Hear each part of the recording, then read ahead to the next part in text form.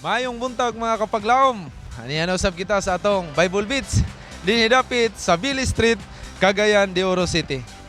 Ato pangutano ng atong mga kapaglaom. Dunay usa ka babae nga nagsakit, unya namatay. Gipatawag ang usa sa mga apostolis o disciple ni Jesus nga mao si Pedro.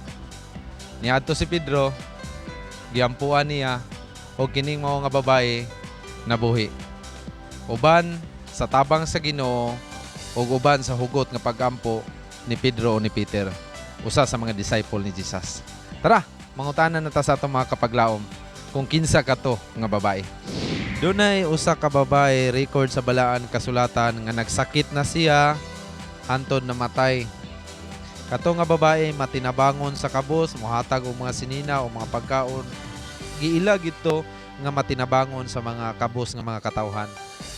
Sa diha nga namatay siya, gipatawag din sa usa sa mga disciple ni Jesus nga si Peter o Pedro.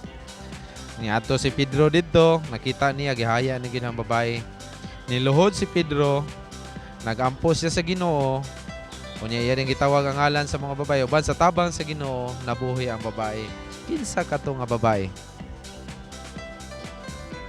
Kaila ka ato nga babae? Wala naman ko kabal. Wala ko. Wala. Kinsa yung ngalan sa mga babae? Okay. Wala kay idea sa ngalan sa mga babae? Ang ako nang ibawon kay si Mary Magdalene raman.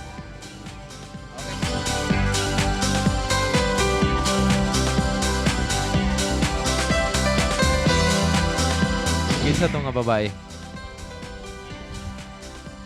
Kato nga babae matinabangon sa kabus.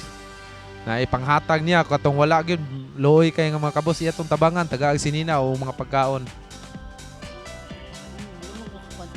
Ay, ikaw ma'am, ikaw ma'am.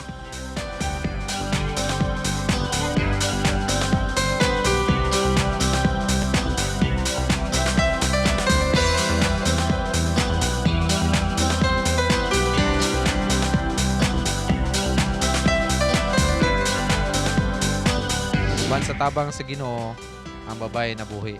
Kinsay ngalan ato nga babae? Maria. Mary. Ikaw ma'am.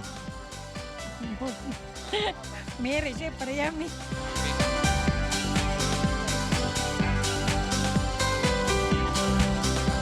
Kinsay ngalan ato nga babae? Kaila ka.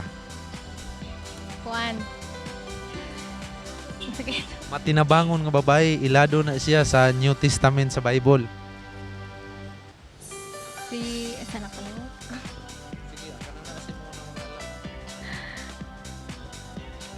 Ano na kasi? Kisay ngalan ato nga babae, ma'am?